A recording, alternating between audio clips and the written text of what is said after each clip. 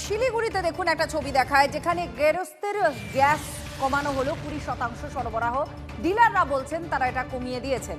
আজই কমানো হয়েছে সরবরাহ। হাহাকার আরো বাড়তে পারে বলেই আশঙ্কা করা হচ্ছে। 100% যেখানে গ্যাস সরবরাহের কথা সেখানে 20% কমিয়ে দেওয়া হয়েছে। গেরস্তের গ্যাস কমানো হয়েছে 20% সরবরাহ। ডিলাররা একথাই জানাচ্ছেন। প্রসেনজিৎ আমাদের সঙ্গে রয়েছেন। প্রসেনজিৎ, একই তো হাহাকার, এটা তো আরো বাড়বে এই সিদ্ধান্তে ডিলারের, কারণ সরকার তো এরকম কিছু বলেনি, তাহলে কেন তারা এই সিদ্ধান্ত নিচ্ছেন?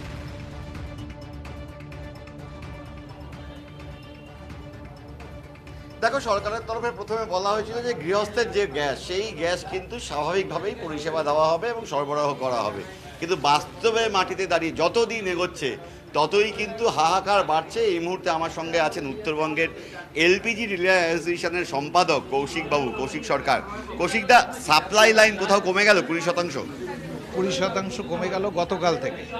অ্যাভারেজ যারা 60 ডেজে যা সাপ্লাই পেয়েছে তার অ্যাভারেজ করে 80% সাপ্লাই হবে।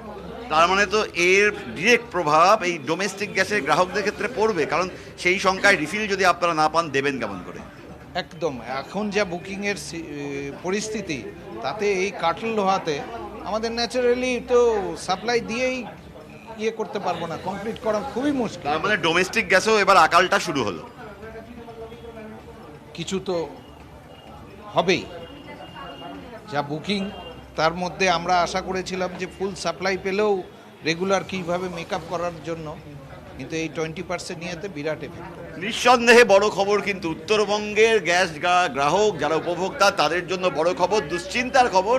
উত্তরবঙ্গের ক্ষেত্রে বিভিন্ন ডিলারদেরকে বিভিন্ন যে বটলিং প্ল্যান্ট রানীনগর, সেখান থেকে যে গ্যাসের সিলিন্ডার আসে সেই সিলিন্ডারের ক্ষেত্রে অন্তত 20% সাপ্লাই কমিয়ে তা ডিলারদের কাছে পাঠিয়ে দেওয়া হচ্ছে এবং তার মধ্যেই যেটুকু যা করণীয় ডিলারদের। এই সমস্যা ক্রমাগত বাড়ছে। আপনারা শুনলেন যে সরবরাহের ক্ষেত্রে 20% অফ করা হয়েছে।